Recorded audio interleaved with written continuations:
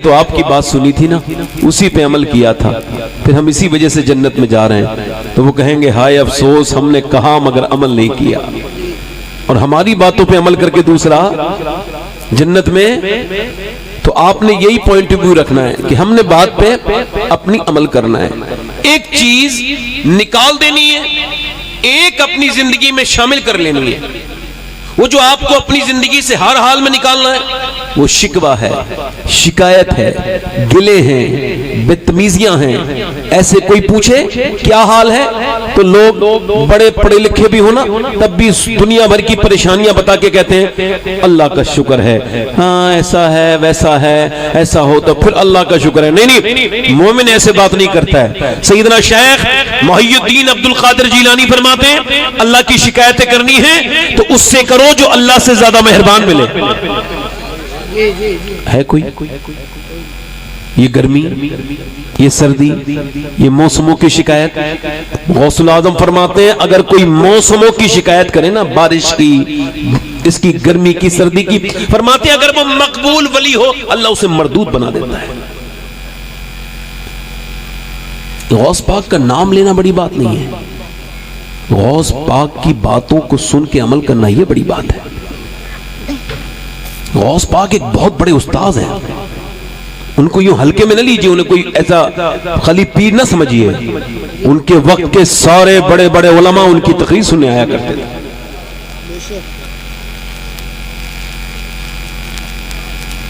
एक चीज जो निकाल देनी है वो शिकवा है, शिकायतें हैं, और जो शामिल करना है वो शुक्र है। माशाअल्लाह। क्या है बोलो? शुक्र है। जल्दी बोलो शुक्र है। क्या है बोलो? शुक्र है। किस बात का शुक्र? इंसान बनाए हुए इसी का शुक्र अदा करो।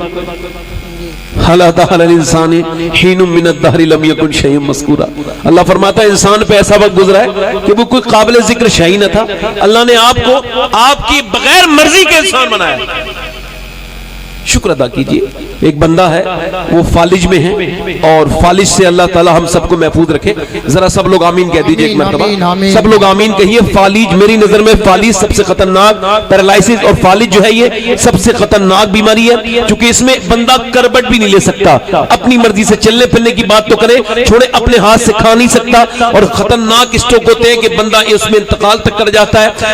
बड़ी सख्त बीमारी है ये। तो एक आदमी फालिज में मुब्तला है और उसकी आंखें भी नहीं है, नाबीना है, मगर उसकी जबान हिल रही है। हजरत मूसा गुजर रहे तो आपने जाकर के देखा कि ये कुछ शायद मांग रहा है, इसको कोई तलब है, कोई हाजत है, आप आगे बढ़े, आपने अपना कान उसकी जबान के करीब किया ये सुनने के लिए इसको क्या चाहिए, तो वो कुछ मांग नहीं रहा था, कोई शिकवे नहीं थे उसके जिंदगी में, बल्कि क्या कह रहा था, उनको हैरत हुई, आंखों में आंसू आ गए हजरत मूसा के। वो कह रहा था या अल्लाह तेरा शुक्र है, या अल्लाह तेरा शुक्र है, या अल्लाह तेरा शुक्र है। हजरत मूसा ने कहा यार तू अपनी मर्जी से हिल नहीं सकता, आंखें तेरी नाबीना है, तू बिल्कुल आंखों में तेरी कोई बीनाई नहीं, तो ये शुक्र किस बात का अदा कर रहा है? कहने लगे मूसा अल्लाह ने मुझे शुक्र वाली जबान जो अता की है इसी का शुक्र अदा कर। उर्वा बिन जुबैर हजरत जन्नती सहाबी के बेटे, जुबैर बिन अव्वाम के, मदीने में आज पूरी दुनिया जाके देख ले उन्हीं का महल एक है जो सलामत है, जैसा 1400 साल पहले था वैसे ही आज है। उसे कहते कसूर उर्वा। उनके बारे में कि उनकी एक टांग घोड़े से गिरे तो एक टांग उनकी काट दी गई, इतना जख्म हुआ। अब वो एक 53 साल की उम्र थी, मगर लोगों ने देखा उसके बाद जोर जोर से गली से निकलते या अल्लाह तेरा शुक्र है, एक टांग से चल रहे हैं या अल्लाह तेरा शुक्र है। लोगों ने कहा पहले तू इतना शुक्र नहीं अदा करता था उर्वा, अब इतना शुक्र क्यों अदा करते हो? तो आंखों में आंसू ला के बोले आज मुझे इदराक जो हो गया है नेमत का। क्या मतलब? का पहले मेरी 2 टांगे थी, मैंने दोनों का शुक्र नहीं अदा किया, अब एक जब मेरी कट गई तब मुझे पता चला है कि टांग कितनी बड़ी अल्लाह की नेमत है। हजरत सैयदना सादी शिराजी, ये शिराज के जंगलों में चल रहे हैं, वो कहते हैं मैं शिराज में चल रहा हूं तो मेरे पांव के जूते टूट गए, और टूट के फिर इतनी सख्त जमीन है कि मेरे पांव जब चलाए तो पांव के जूते टूटे, और टूटने के बाद अब पांव रखता हूं तो पांव जलते हैं और छाले पड़ गए, चलते चलते दुश्वार हो गया चलना कि छाले फूट गए। अब मेरे जब जख्म निकले तो मैंने दुआ की या अल्लाह अपने सादी को इतना तो दे दे कि ये जूते खरीद सके। कहते अगले मोड़ पे मुड़ाऊं तो मैंने देखा एक बंदा है उसके दोनों पांव नहीं है, मैं सजदे में जाके गिर गया। मैंने कहा मालिक तेरा शुक्र है मेरे पास पांव तो हैं, उसके पास तो पांव ही नहीं। मैं अभी 5 अक्टूबर 2024 में हैदराबाद गया था। तकरीर के बाद का एक साहब आपको बुला रहे हैं। मैंने कहा मैं ज्यादा मालदार लोगों से नहीं मिलता, कब वो बीमार हैं तो बीमार को देखने जाना सुन्नत है हुजूर की। मेरे आका फरमाते हैं जब बीमार को कोई देखने जाए और जब तक वापस नहीं आता 70,000 अल्लाह के फरिश्ते उसके लिए दुआएं मगफिरत करते रहते हैं। बीमारों को देखने से दिल मुलायम होता है, बीमारों को अल्लाह की रजा के देखने से अल्लाह राजी होता है। मेरे भाई जाया करें। आजकल बड़ी तेजी और बड़ी परेशानी का मामला यह है कि अमीर के जनाजा नहीं छींक आ जाए तो लोग इकट्ठे हो जाते हैं। अमीर की बीमारी को पूछते, गरीब का जनाजा मोहल्ले की गलियों से निकल जाता है, लोग उसको कांधा देना बेहतर नहीं समझते। हालांकि मेरे नबी पाक फरमाते हैं कि कोई अगर मेरा उम्मती अपने किसी भाई के लिए दुआएं मगफिरत करे, उसकी नमाज जनाजा में फरमाते अल्लाह की रजा के अलावा उसका कोई दूसरा मकसद ना हो तो अल्लाह उस मुर्दे को भी माफ करता है जो दुआ करता है, अल्लाह उसकी भी। वाह वाह वाह वाह, माशाअल्लाह हज़रत, बहुत उम्दा, बहुत खूबसूरत, माशाअल्लाह। जनाजों में ये देख के जाना दीन नहीं है कि वो आया था तो मैं भी चला जाऊं। ये दीन नहीं है, ये दुनियादारी है। दुनियादारी की नियत है, दीनदारी की नियत यह है कोई भी मरे जाओ, तुमको भी मरना है। इधर देखो तो मैं उस आदमी के पास जब गया घर में तो उसके घर में डिफेंडर, यानी लोग जो समझते हैं गाड़ी का नाम, उनको खबर होगा कितनी महंगी गाड़ी है, 2-2.5 करोड़ रुपए की गाड़ी आती है एक कार, और मर्सिडीज और BMW और बड़ा महल। मैंने इतना बड़ा कोई मुसलमान का आज तक महल नहीं देखा अपनी जिंदगी में जो उसका वहां था। अब तो उसका इंतकाल हो गया। उसने मुझे बुलाया, लगा मौलाना मैंने आपकी तकरीर सुनी है, सलाम दुआ की है, हाथ नहीं मिलाया। मैंने कहा क्यों, ये हाथ क्यों नहीं मिला रहे? कहा आप ही पूछ लीजिए। मैंने क्या हुआ? कह लगे मैं गुटखा खाता था, मुझे आदत थी, 20 साल से गुटखा खा रहा था और फिर मेरे मुंह में हल्का सा एक दाना निकला, उसके बाद वो बढ़ा, फिर उसका चेकअप हुआ तो डॉक्टर ने कहा तुमको कैंसर है। कहते हैं जैसे ही वो रिपोर्ट आई है ना, मेरी सारा नशा, मेरी सारी दुनियादारी, दुनिया का घमंड, नोटों की गड्डियों की खुशबू, मेरी गाड़ियों की चलाने की और उसमें बैठने का शौक, सारा मेरा मर गया। अब मैं अपने बच्चों को देखता हूं और ये दौलत मेरे किसी काम की नहीं है। अल्लाह अकबर। कहता है मैं रात को हाँ सजदा जब करता हूं तो आपकी मैंने एक दो तकरीर सुनी, कहता है मैं जब सजदा करता हूं तब मुझको बड़ा लुत्फ आता है। पहले कभी मैंने ऐसा सजदा नहीं किया। जब ये सोच के सजदा करता हूं कि 1-1.5 महीने के बाद मैं कब्र के अंदर होऊंगा तो आंखों से आंसू मेरे बहुत तेज निकलते हैं और मैं सिसकने लगता हूं और यही कहता हूं मेरे मालिक मुझे माफ कर देना, 1-1.5 महीने के बाद तेरा बंदा कब्र के नीचे होगा। मैं आपसे गुजारिश ये कर रहा हूं कि अगर कैंसर है तो दौलत किसी काम की है? बोलो जरा मुझे बताओ। मैं आपसे पूछना चाहता हूं शुगर है तो दौलत किसी काम की है? मीठा नहीं खा सकते आप बताएं। आपको ब्लड प्रेशर नहीं है तो आपको शुक्र नहीं अदा करना चाहिए? जाओ जाकर के लखनऊ के PGI में अस्पतालों में जाइए और जाकर के लोगों को तलाश कीजिए। किसी की किडनियां खराब है, किसी को कैंसर है तो किसी को दिल का दौरा पड़ा हुआ है। आप जाएंगे अस्पतालों में तो आपको अपनी जिंदगी से प्यार होने लगेगा। आप शिकवे शिकायतें अपने दिल से निकाल देंगे। एक बूढ़ा आदमी अस्पताल में भर्ती हुआ, 90 साल की तकरीबन उम्र है, उसको जो है वो सांस लेने में दिक्कत है, उसको वेंटिलेटर पे रखा गया, थोड़ी देर उसको ऑक्सीजन दिया गया, ठीक हो गया। 1.5 दिन में वो बाहर आ गया। उसका बिल आया 1,00,000 या 90,000 के तकरीबन। उसने बिल देखा तो रोने लगा। डॉक्टर ने कहा रोते हो बड़े मियां, पैसे ज्यादा लग रहे हैं? कहा नहीं नहीं डॉक्टर साहब, अल्लाह ने मुझे इतना नवाजा कि पूरा अस्पताल खरीद सकता हूं। कहा फिर रो क्यों रहे हो? कहा फिर यही सोच के रो रहा हूं डॉक्टर साहब कि तेरी अस्पताल के इस ऑक्सीजन से मैंने 1.5 दिन सांस लिया तो तूने 90,000 का बिल बिठा दिया और मैं अपने करीम रब की हवाओं में सांस लेते लेते मैं बूढ़ा हो गया। मैंने सोचा नहीं कि सांस लेना कितनी बड़ी नेमत है। मैंने अपने आका और रसूल की अगर ये हदीस अपनी 30 साल की उम्र से पहले पढ़ी होती तो आज मेरी जिंदगी का हाल कुछ और होता, ये ना होता। मेरे आका फरमाते हैं जिसके पास एक वक्त का खाना है, कितने वक्त का? पूरा मजमा बोले जरा, पूरा मजमा आवाज आनी चाहिए। कितने वक्त का? एक वक्त का खाना है और अल्लाह ने उसको सेहत दी है, वो आदमी मालदार है, उसको शुक्र अदा करना चाहिए। यानी सेहत अल्लाह की 1000 नेमत है। आप जाइए जाकर के अस्पतालों में देखिए और याद रखना आजकल के ढोंगी मियां जो घूम रहे हैं इनकी बातों से तुम्हारे घर में बरकत नहीं आएंगी, बरकतें शुक्र अदा करने से आएंगी। सैयदना शेख मुहियुद्दीन अब्दुल कादिर जिलानी फरमाते हैं गौसुल आजम कि शुक्र की शुरुआत, विलायत की शुरुआत शुक्र से होती है और ये अपनी मंजिलों को भी शुक्र से ही पहुंचता है। यानी अगर शुक्र नहीं अदा करेगा बंदा बेवली नहीं बन सकता। शुक्र किस बात का? हाथों का शुक्र, आंखों का शुक्र, औलाद का शुक्र। अब इमाम गजाली कहते हैं, अच्छा मैं आप में से पूछ रहा हूं, कोई एक बंदा बैठा होगा अल्लाह का नेक बंदा जिसने कभी ये कहा होगा या अल्लाह मैं बे औलाद नहीं हूं तेरा शुक्र है? कोई होगा ऐसा बंदा जिसने ये कहा हो? अल्लाह अकबर। इमाम गजाली कहते हैं जो औलाद पे शुक्र नहीं अदा करेगा ये नेमत है छिन जाएगी, जो शुक्र अदा करेगा नेमत में अल्लाह बरकतें अता करेगा। कहने लगे साहब कैसे बरकतें? जब औलाद पैदा हो गई तब कैसी बरकतें? मेरी बहनों से पूछो उन्होंने कभी शुक्र अदा किया? वो बांझ औरतों के दर्द को सुने, बे औलाद मर्दों की दर्द को सुने लोग जो अपनी औलाद को हल्के में लेते हैं। इमाम गजाली कहते हैं जो अपनी औलाद पे शुक्र अदा करेगा अल्लाह उसकी औलाद को नेक बना देगा। सुभान अल्लाह, सुभान अल्लाह, सुभान अल्लाह। क्या बना देगा? बोलो। क्या बात है, नेक बना देगा। जल्दी बोलो। नेक। अच्छा देखो आप मेरी बात एक और सुन लो, और उन्होंने तरीका बताया। मेरी बहनें बैठी हैं तो तरीका सुन लो। मैंने ये तकरीर में थोड़ी तमीद, मैंने ये हर तकरीर में कहता हूँ कि ये शुक्र मेरी जिंदगी का एक मकसद बन गया है। मैं आपको कह रहा हूँ मुझे पूरी जिंदगी हो गई मैंने कभी कहा ही नहीं कि गर्मी बहुत हो रही है। आज तक मुझे भूल के भी याद नहीं मैंने कहा। मेरे बचपन में मेरे बड़े ताया, अल्लाह उनकी बख्शिश करे, अपने बुजुर्गों को याद करना चाहिए। उन्होंने मुझे बचपन में यही चीज समझाई थी और कहते थे बेटे कभी ना कहना हवा तेज चल रही है। हाँ, एक सियाबी ने कहा था हवा तेज चल रही है, हुजूर ने फरमाया ऐसे ना कहो कि हवा तेज चल रही है, यूं कहो कि अल्लाह चला रहा है तो हवा तेज चल रही है। आज के बाद ये सब नाशुक्री के अल्फाज अपनी जिंदगियों से निकाले। बीबी अपने आदमी से कहे हमारे घर में खाना भी ठीक ठाक चल रहा है, सब कुछ ठीक ठाक चल रहा है, खाना भी ठीक है, पानी भी ठीक है, सब कुछ ठीक है, हमारे घर में बच्चों की फीस भी जमा हो रही है, आज के जमाने के एतबार से बिजली भी बिल जमा हो रहा है, खाना पीना सब के, कपड़े वपड़े भी ठीक है। आदमी कहे ये मैं नहीं कर रहा हूं बेगम, बल्कि ये मेरा रब का करम है, वरना लोग जाते हैं काम पे वापस नहीं आते, रास्ते में दुनिया से खत्म हो जाते हैं। ये अल्लाह की मेहरबानी है कि उसने दुनिया में जिंदगी भी दी है और ये नेमतें भी दी है। इमाम गजाली कहते हैं अगर ऐसा बंदा, ऐसे मियां बीबी घर में शुक्र अदा करेंगे तो इमाम गजाली कहते हैं मेरा ईमान कहता है उसके एक घर में नहीं बल्कि कयामत तक अल्लाह उस घर की बरकतों को खत्म नहीं करेगा। वाह वाह वाह वाह, माशाअल्लाह। नारे तकबीर, नारे रिसालत, जलसे दस्तार बंदी। अंदर आ जाओ, आगे करीब आ जाओ, मियां साहब तिबला करीब आके खड़े हो जाओ, करीब आके खड़े हो जाओ। बहुत उम्दा। शुक्र की फजीलत की बात कर रहा था, जरा जोर से तो बोलो सुभान अल्लाह। सुभान अल्लाह, सुभान अल्लाह।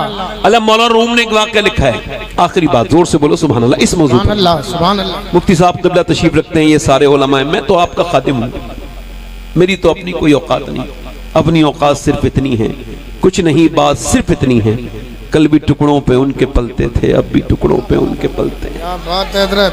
अल्लाह मुझे घमंड से बचाए, अल्लाह गुरूर से बचाए, अल्लाह किब्र से बचाए, मेरा मालिक हमेशा अपनी मोहब्बत दे। मौलाना रूम कहते हैं, अच्छा आपने हातिम ताई का नाम सुना है? ये जो जा रहा है शायद इस मेरे भाई ने नहीं सुना है हातिम ताई का नाम, वरना ये बैठ के सुनता जरूर। अच्छा इसके मोबाइल ने बेचारे ने मजबूर किया है, ये मोबाइल भी आजकल में बीमारी, मेरे हिसाब से इस दौर के लोग सबसे ज्यादा जो जहन्नम में जाएंगे उसकी वजह मोबाइल बनेगी। ये मोबाइल इतना खतरनाक है। अभी मस्जिद नबवी शरीफ में नमाज हो रही थी वहां, या तो इमाम ने वहां की नमाज के बारे में आपको पता है हमारा क्या अकीदा है, मैं बात कर रहा हूं। हुजूर के मिंबर पे के करीब में एक आदमी पढ़ रहा था नमाज पीछे बैठ के, उसके मोबाइल में गाना लगा हुआ था। जब मौलाना ने सलाम फेरने वाले वक्त में जो जलसे में बैठते हैं बिल्कुल खामोशी थी, उसका फोन आया, गाना बजा पूरी मस्जिद नबवी में, और फिर वो जो इमाम था वो खड़े होकर रोया। ये आफत है, इसको अपने दिल से निकालो। हातिम ताई से किसी ने पूछा आपने अपने आप से ज्यादा कोई देखा ऐसा इंसान जो आपसे भी ज्यादा सखी हो? तो उन्होंने कहा देखा। कहां देखा? कहते मैं सफर पे जा रहा था तो इस वजह से वो मुझे भूख थी तो मैंने कहा कुछ मिलेगा, तो एक अरब का बद्दू था, मैं उसके घर में घुस गया, उसने कहा आइए तशरीफ लाइए। अच्छा गरीब जो गांव के लोग होते हैं ना, उनके पास ज्यादा दौलत नहीं होती मगर अल्लाह दिल बहुत बड़ा देता है उन लोगों को। कहते हैं उसने लेते देते एकदम बकरा ज़िबा किया और उसकी कलेजी भून के मेरे सामने मैंने खाई। मैंने कहा निहायत ही मजेदार है, ये जायकेमंद है। और थोड़ी देर के बाद आया तो और काट के उसने रखी सामने कलेजियां, खाइए। कहते वो उससे ज्यादा अच्छी थी। मैंने कहा ये सब पहले से ज्यादा अच्छी है, बहुत अच्छी है। वो चला गया। सुबह को मैं सो के उठा तो 2 कलेजियां उसने मेरे सामने और आके रख दी। कहने लगे लीजिए खाइए। मैंने कहा कि और मगर तारीफ मत कीजिए। कहा क्यों? कहा बस आप खा लीजिए, तारीफ मत कीजिए। कहा क्यों? कहा इस वजह से कि हमारे यहाँ जब कोई मेहमान किसी खाने की तारीफ करता है तो इसका मतलब शाइस्ता अंदाज में उसे और चाहिए होता है। यानी जब कोई कहता है बिरयानी अच्छी है तो हम कहते हैं और खा लो। जब कोई कहता है ये खीर अच्छी लग रही और लीजिए, ये सालन अच्छा लग रहा है हम कहते हैं ये शोरबा अच्छा लग रहा है, ये दाल अच्छी लग रही और ले लीजिए। कहने लगे हुजूर जितने मेरे बकरे थे मैंने सारे ज़िबा कर दिए, अब अगर आप तारीफ करेंगे तो मैं हो जाऊंगा शर्मिंदा, लिहाजा आप अब तारीफ ना करें, बस आप खा लें। इमाम मौला रूम कहते हैं इसका मतलब यह है इंसान भी इंसान के खाने की तारीफ करे तो इंसान का दिल भी चाहता है वो उसे और खिलाए, मगर वो एक दिन ये कह देगा अब मेरे खजाने खत्म हो गए। मगर अल्लाह का बंदा जब अल्लाह का शुक्र अदा करता रहेगा तो अल्लाह के खजानों में कोई कमी नहीं है, तुम शुक्र अदा करते जाओगे वो तुम्हें नवाजता जाएगा। लाइन शकर तुम लाज़ीदन्नकुम, तुम शुक्र करो वो नेमतें बढ़ाता जाएगा। माशाअल्लाह, सुभान अल्लाह, सुभान अल्लाह, क्या अच्छा हजरत, माशाअल्लाह, बहुत उम्दा हुजूर, माशाअल्लाह। जवाब नहीं हजरत। आवाम से मेरी गुजारिश है, ए बैठो, बैठ जाओ, बैठ जाओ। आज के बाद अपनी जिंदगी में बस ये नाशुक्री निकालो जी, जी। और शुक्र शामिल करो। अगर 1 महीने के अंदर जिंदगी ना बदले तो कहना। क्या बात है, माशाअल्लाह। अपने रब से मेरी बहनें भी नाशुक्री ना किया करें। मैं 2-3 शेर पढ़ना चाह रहा हूँ, इजाजत दे तो आप पढ़ दूं। करम होगा हजरत, करम। माशाअल्लाह। हमारे मौलाना हारून अलीमी साहब तशरीफ रखते हैं, ये हमारे हजरत हैं, मौलाना मकसूद आलम साहब हैं, मुफ्ती साहब हैं हमारे। मैंने आपसे कहा ना वो मौला अली की मुलाकात हुई। हमारे बुजुर्गों का मामला अलग था थोड़ा सा और हमारा थोड़ा सा अलग हो गया है। हमारे यहाँ कुछ ऐसे मशाइख हैं जो थोड़ा सा मैं सिर्फ उनको थोड़ा सा इशारा करूंगा, आप समझ जाएंगे। मौला अली, सैयदना मौला अली से मुलाकात हुई किसकी? सैयदना उवैस करनी की।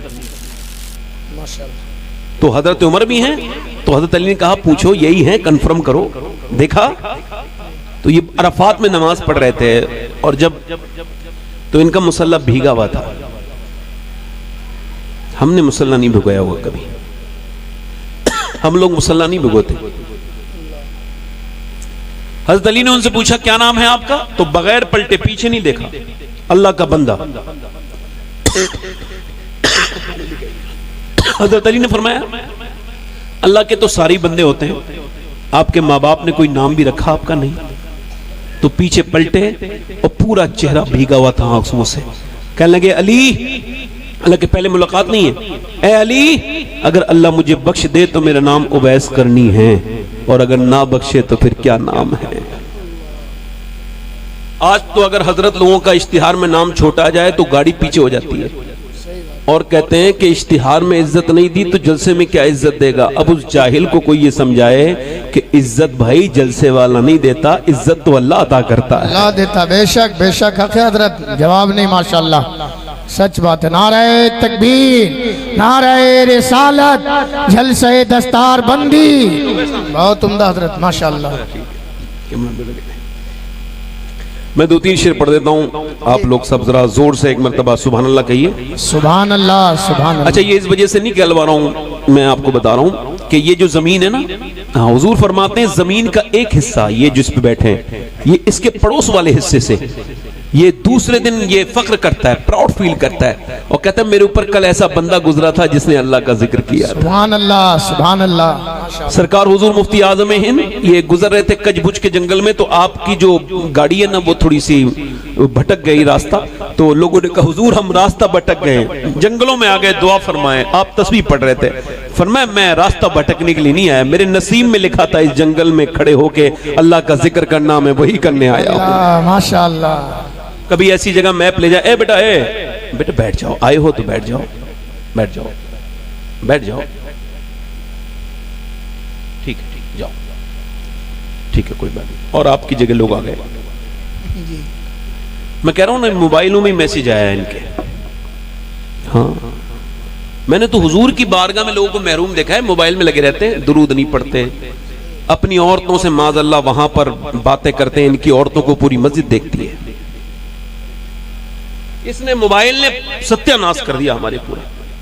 यानी उस काबे में, अब काबे में तवाफ कर रहा है, औरत से वीडियो कॉल कर रहा है, पूरा जितना तवाफ कर रहे हैं इसकी औरत को देख रहे हैं और खुशखबरी यह है कि ये इस साल रमज़ान में मैं इनकी खिदमत में मदीने शरीफ जा रहा हूँ। वाह माशाल्लाह। यानी ये पहली बार जा रहे हैं, मैं इनकी खिदमत करने के लिए जा रहा हूँ। अच्छा। आला फरमाते हैं रजा किसी सगे तैयबा के पाँव बीचू में। अल्लाह अल्लाह। हमारी तो अकीदत मदीने से ये है कि मेरे इमाम ने अल्लाह अकबर ये बताया है। अब मैं अपनी बात शुरू कर रहा हूँ, इजाज़त है आपकी? हाँ माशाल्लाह। सुनेंगे अब अजमत भाई को पूरा। अब असल में पूरा मजमा भर गया और कहीं बैठने की जगह भी नहीं रह गई, तो जो खड़े हैं वो खड़े ही रहने बेहतर है। मगर अगर ये बैठ के देखेंगे जो खड़े हैं तो इंशाल्लाह सुकून होगा इन्हें। मैं एक बात की गारंटी देता हूँ, क्योंकि बैठने में सुकून होता है आदमी को। आप सब तो कभी बैठे होंगे, कभी जिंदगी में बैठ के देखा होगा आपने। बैठ जाए, बैठ जाए, बैठ जाओ। अच्छे बच्चे हो ना, अच्छे नेक बच्चे हैं, बैठ जाए। कितने अच्छे बच्चे हैं, सुभान अल्लाह। मैं इनके लिए दुआ कर रहा हूँ, या अल्लाह इन सबको मेरे हुजूर की सच्ची मोहब्बत अता फरमाए। को जो हम नहीं कर सकते वो रब हर चीज पे कुदरत रखता है, वो किसी का भी दिल बदल सकता है ना। देखो भाई, एक सवाल ये है कि हो सकता है ये मेरी जिंदगी की आखिरी तकरीर शुरू हो रही हो। आप इससे डनाई नहीं करेंगे, कहेंगे हाँ हो सकता है। इधर बोलो मत भाई, बोलो मत। ए भाई बोलो नहीं, बोलो मत। देखो आप हुजूर का जलसा मुतासिर कर रहे हो, जिंदगी भर मुतासिर रहोगे, याद रखना। क्या कह रहा हूं मैं? यहाँ फरिश्ते भी हैं, जिन्नात भी हैं। हाँ, हम यहाँ से पुकारें वहां वो सुने। मुस्तफा की समात पे लाखों सलाम। ये मत समझना आप मदरसे के कैंपस में बैठे हो, आप तो ये समझो जन्नत की क्यारी में बैठे हो। क्या बात है हज़रत जी। और मदरसा तो है ही जन्नत की क्यारी, सुभान अल्लाह। क्योंकि जहाँ जिक्र होता है हुजूर का, अल्लाह उसके रसूल का, वो जन्नत की क्यारी है। और मदरसा तो है ही जन्नत की क्यारी। हाँ, तो दिन रात जिक्र ही ये होता है। बात कर रहा हूं, हो सकता है नौजवानों कि ये मेरी जिंदगी की आखिरी तकरीर। बोलो।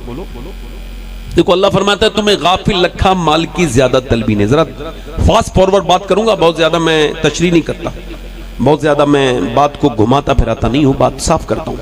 अल्लाह फरमाता है तुम्हें गाफिल रखा माल की ज्यादा तलबी ने, ज्यादा तलब ने।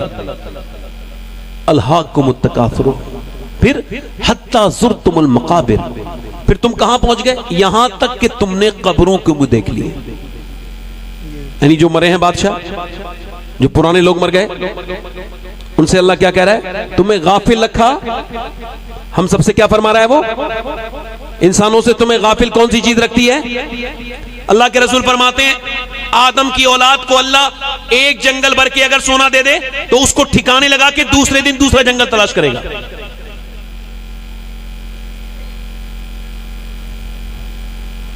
शुक्र नहीं आया ना जिंदगी में तो मुतमईन नहीं हो सकता इंसान।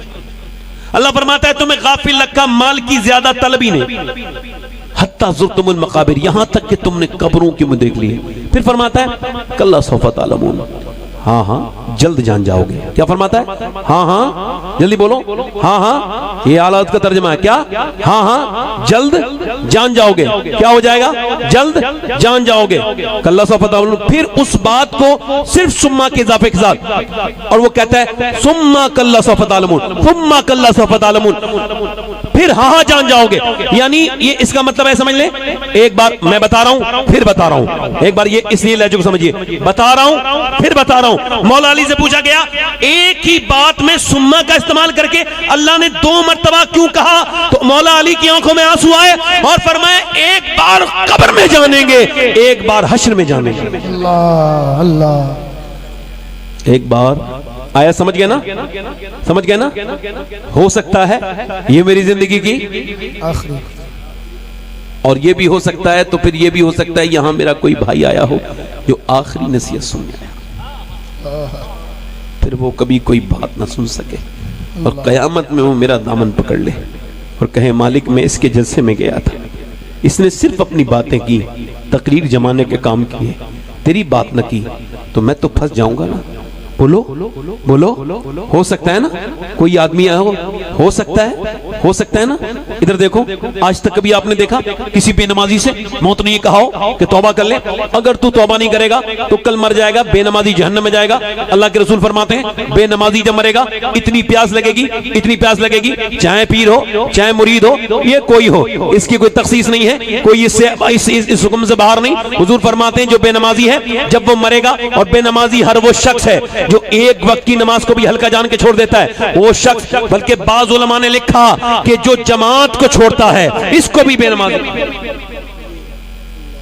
जो बगैर किसी परेशानी के जमात छोड़ दे, बेनमाजी जब मरेगा इतनी प्यास लगेगी कि 7 समंदरों का पानी भी पी ले तो उसकी प्यास नहीं बुझ सकती जो बेनमाजी मरा है। और मरा बेनमाजी है, और जब वो उठेगा तब भी वो बेनमाजी ही होगा। अब जरा गौर करो, तवज्जो करो, उठेगा यानी जो आदमी जमात को हल्का जाने, नमाज की जमात को हल्का जाने और नमाज को हल्का जाने, एक वक्त की भी, अब जो बिल्कुल 5 वक्त नहीं पढ़ते उनका क्या हाल होगा। अब तवज्जो करें, गौर करें मेरी बात पे। अल्लाह के रसूल फरमाते हैं जब मरेगा तो इतना 7 समंदर का पानी पिएगा, फिर भी पिया, और उठेगा तो फिर फिरौन के साथ उठेगा, नमरूद के साथ उठेगा, मुसलमानों के साथ नहीं उठेगा। बेनमाजी जलील होके मरेगा, जलील होके उठेगा। मगर आज तक मौत ने किसी बेनमाजी से नहीं कहा तौबा कर ले वरना मरने वाला है। कभी कहा बोलो, कभी आपने देखा कि एक दिन पहले किसी ने तौबा किया हो, चाहे अपनी लाइफ को किया हो, कभी बेनमाजी से, कभी माँ बाप के ऊपर जो तेज आवाज से बात करता है, तेजी से बोलता है, बदतमीजी करता है, बदतमीज लहजे में बात करता है, अपनी माँ को तकलीफ देता है या बाप से जबान लड़ाता है, उस बदबख्त को मरने से पहले कभी मौत ने कहा हो कि तू आज मरने वाला है, तौबा कर ले वरना जहन्नम में जाएगा? कभी कहा? किसी सूद खाने वाले से, किसी झूठे से, किसी बदनिगाही करने वाले से मौत ने कहा अगर बदनिगाही करके मर गया तो बदनिगाही की हालत में उठेगा? कभी कहा? कभी नहीं कहा। सूद खाने वाला, उसकी तोंद बड़ी है, गिर रहा है, कयामत में सूद खाने वाला गिरेगा, उठेगा, गिरेगा, उठेगा, उठेगा, गिरेगा। पहले मैशर पूछेंगे ये कौन है जिनकी तोंदों ने इनका तवाज़ुन बिगाड़ दिया है, ये खड़े होते हैं तो फिर गिर जाते हैं, और फरिश्ते कहेंगे ये वो लोग हैं जो सूद खाते थे। सूद खाना, एक पैसा, अपनी सगी माँ के साथ जिना करने से बुरा काम है ये सूद। मगर आज तक किसी सूद यानी सूद खाने वाले से मौत ने कहा तौबा कर ले वरना मर जाएगा और तू जहन्नम में जाएगा। कभी कहा? अच्छा, अब गौसे आजम का यह फरमान याद करके जाओ, चाहे पूरी तकरीब भूल जाना। गौसुल आजम फरमाते हैं कि मौत तुझे हाल बदलने नहीं देगी। मेरे साथ दोहराओ जरा, सब लोग दोहराओ। मौत तुझे हाल बदलने नहीं देगी। हाल बदलने, जिस हाल में मरना चाहता है उसी में जीना शुरू कर दे। जिस हाल में मरना चाहते हो उसी में जीना।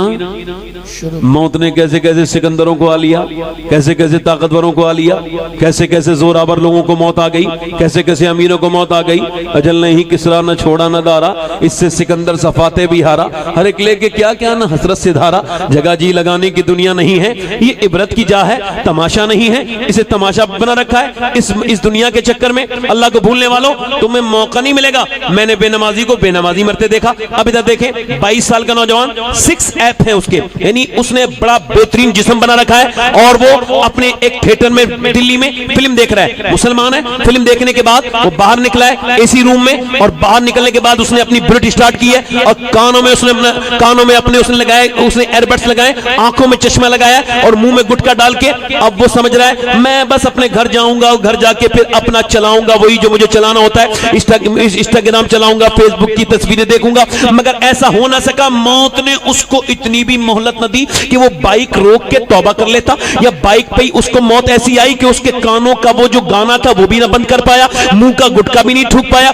मौत ने साइलेंट अटैक आया और मौत ने उस इंसान को गिरा लिया, और बाइक बाद में गिरी, पहले वो गिरा, पूरा चेहरा उसकी रोड की जो कंकरियां थी उसने फाड़ के अलग कर दिया। नौजवान का 22 साल के का चेहरा बिगड़ गया बिल्कुल, और थोड़ी देर में वो खत्म। उसके बाद उसके अस्पताल ले लेके गए वहां पे। उसके बाद उसको पोस्टमार्टम हाउस भेज दिया गया। पोस्टमार्टम हाउस में पड़ा है उसका वो चेहरा जिसमें दिन में 4 बार देखता था फेस वॉश से, आज वो बिल्कुल मिट्टी में है और बिल्कुल छितड़े उसके उधड़े हुए हैं और कोई उसके कुछ नहीं कर रहा है। पोस्टमार्टम हाउस में अंदर उसके कपड़े उतार दिए गए। मर्द मरे या औरत जब पोस्टमार्टम हाउस में जाते हैं अननेचुरल मौत में तो उनको जिस्म से बिल्कुल कपड़े उतार दिए जाते हैं और फिर उनके ऊपर वो ऐसा करते हैं कि फिर वो पहले छेनी और हथौड़ी से काटते थे, अब छेनी और हथौड़ी नहीं है बल्कि उनके पास ग्लेंडर है। ग्लेंडर यहां से लगाते, ऐसे यहां से लगाया तो पूरा काट तावा ये ऊपर का हिस्सा निकाल दिया और पूरा फिर कर से पूरा ये पूरा फाड़ दिया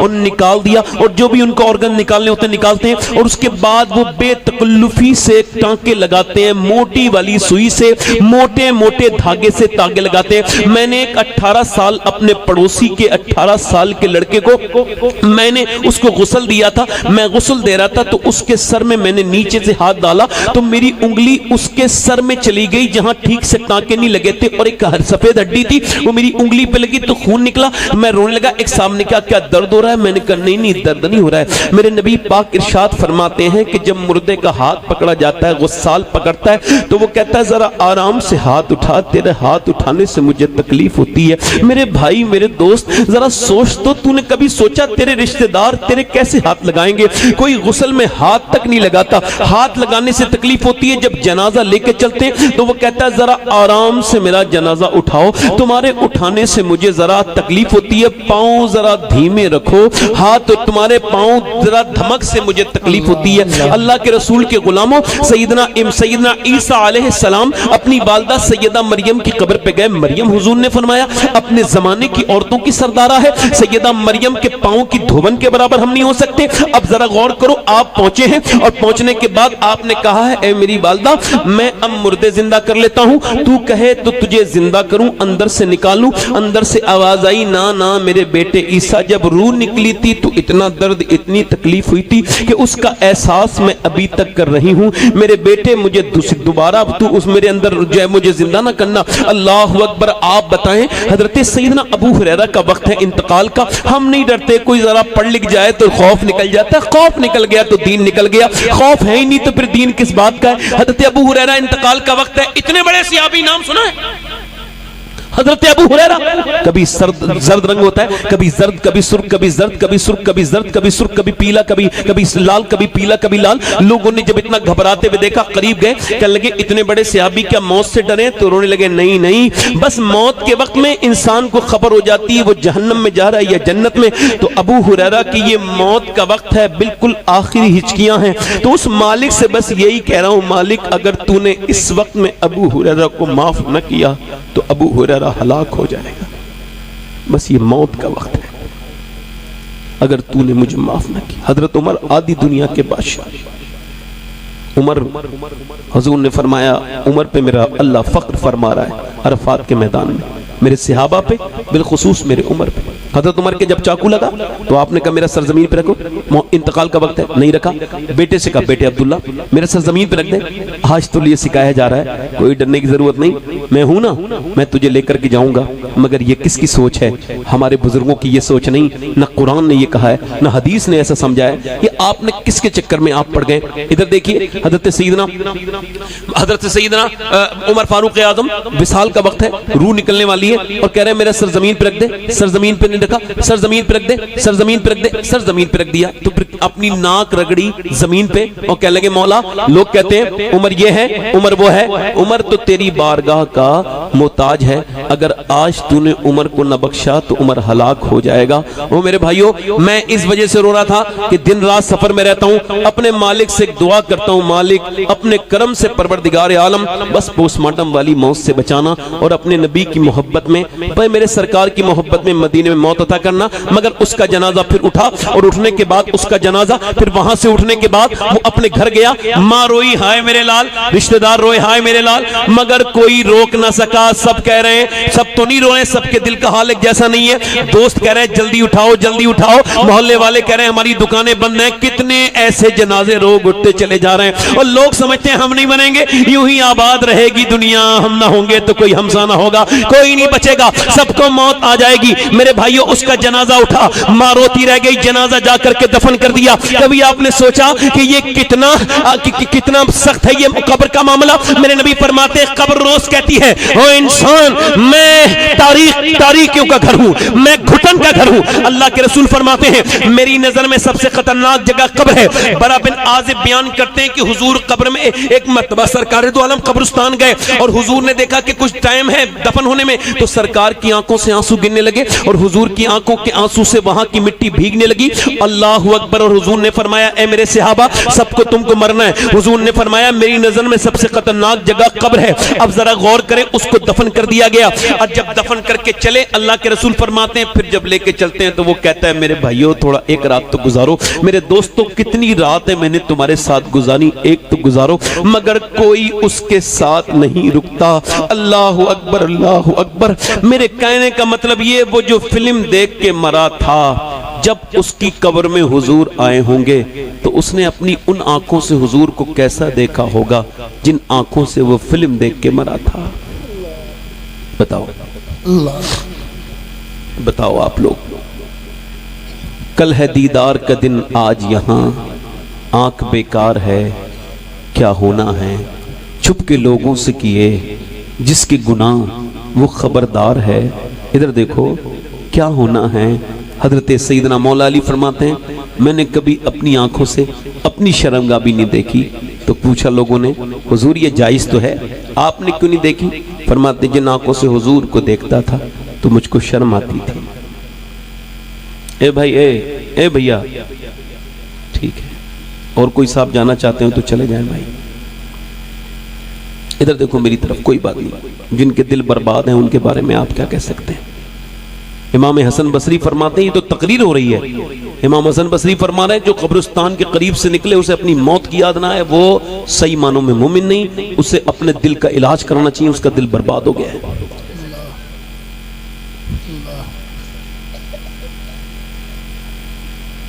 ये आपकी आंखें थी मैं नौजवानों, ये आपकी आंखें थी जिन आंखों ने आपने जिन आंखों को गंदा कर लिया, बेकार कर लिया। ये आंखें कहां की बची हैं? कहीं की भी तो नहीं बची। किसकी आंखें? अल्लाह की अमानत है। हुजूर से पूछा गया रसूलुल्लाह क्यों बनाई गई? हुजूर ने फरमाया अल्लाह के दीदार के लिए। अच्छा ये आंखें तो बोलेंगी ना, हाथ भी बोलेंगे मेरे खिलाफ, आंखें भी बोलेंगी। अगर आंखों ने कह दिया मालिक तूने बनाया तो इस वजह से था कि तेरा दीदार कर सके, मगर इसने तो गंदा कर दिया, तो उस वक्त में क्या होगा जब आंखें तुम्हारे खिलाफ बोलेंगी? आप सबसे पूछना चाहता हूं, उतबा बिन गज़वान नाम के सहाबी हैं, उन्होंने अपनी आंख में तलवार मारी बसरा में और आंख निकाल के फेंक दी। अबू मूसा अशरी आए, लोग शोर मचाने लगे, एक सहाबी ने अपनी आंख कैसे निकाल दी? कहते मैं करीब गया, मैंने कहा भाई लोग पूछ रहे हैं तूने आंख क्यों निकाली? कहते मैं गुनाह का जिक्र करना भी गुनाह समझता हूं, नहीं बताऊंगा। और बताना यार उतबा।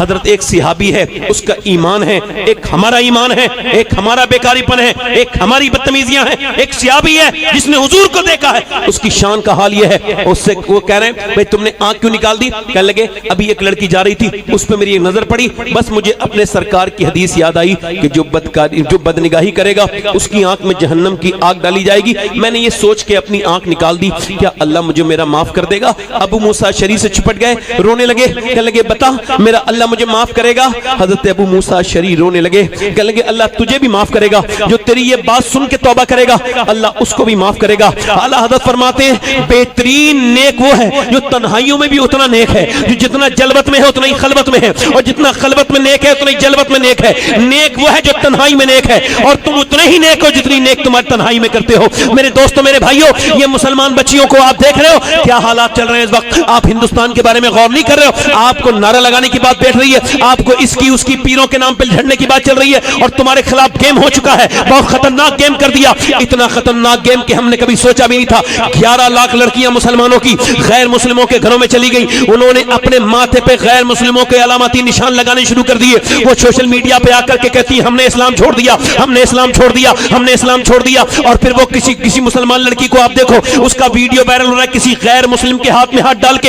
एक सवाल पूछना चाहता हूं, ये बताओ वो लड़की जो गैर मुस्लिम के हाथ में हाथ डाल के चल रही है, जो गैर मुस्लिम की बाइक पे बैठ के जा रही है, क्या आपको लगता है वो सही मानों में मुसलमान है? आपको लगता है क्या उसने इस्लाम को समझा है? मेरा ईमान ये कहता है जो अल्लाह के कुरान को हाथ में लेके पड़ेगी उसका हाथ कभी गैर मुस्लिम के हाथ में नहीं जा सकता है, मगर जब कुरान को उसने छोड़ दिया है, तुमने अपनी बेटियों को बर्बाद करने के लिए छोड़ दिया। ओ मेरे दोस्तों, मेरे भाइयों, मेरी तरफ देखो। मैं आपसे पूछना चाहता हूं कि जब मुसलमान बच्चियां थिएटरों के बाहर, जब होटलों के बाहर बुर्कों में नजर आने लगे, अल्लाह अल्लाह, जब तुम इंस्टाग्राम पे दूसरों की बहनों को बदनिगाही करते हो, तो फिर तुम्हारी कहने बहनें कैसे बचेंगी? बोलो।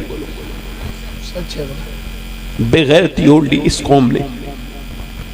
गैरत होती तो हम न जाने क्या क्या कर रहे होते। एक सवाल पूछना चाहता हूं सारे लोगों से, क्या ये बताओ वो जो गई है किसी नेक मां की लड़की गई है? अरे उस मां ने उसको फिल्म के सामने रोना सिखाया। अगर वो सजदे में रोना सिखाती तो कभी फिर इसकी वजह से इसकी आंखों में आंसू नहीं आते। सच है हजरत, सच है।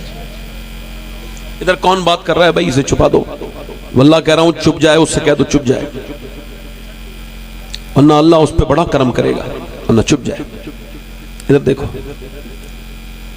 मैं तो उससे कर्म के लिए कह रहा हूं, परवरदिगार कर्म करे, इन्हें इंसान का बच्चा बना दे। ये कौन सी मखलूक है ये, जो इतनी रात में हुजूर की बातें हो रही हैं, इनके दिलों पे असर कोई नहीं।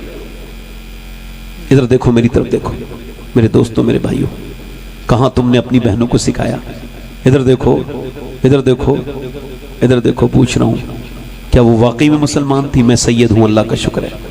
ये हर तकरीर में वसीयत करता हूं, आपके सामने भी दोहरा रहा हूं, मगर एक बात को ध्यान से सुनना, इसको नए ज़ाविये सुनना। सुनो, आप सुनो, मैं सैयद हूं, मगर ये वसीयत कर चुका हूं, जब मेरा इंतकाल हो तो मेरी कब्र में दफन करने से पहले मेरे सीने पे अगर अल्लाह करम कर दे तो किसी फलस्तीनी बच्ची का जूता रख दिया जाए।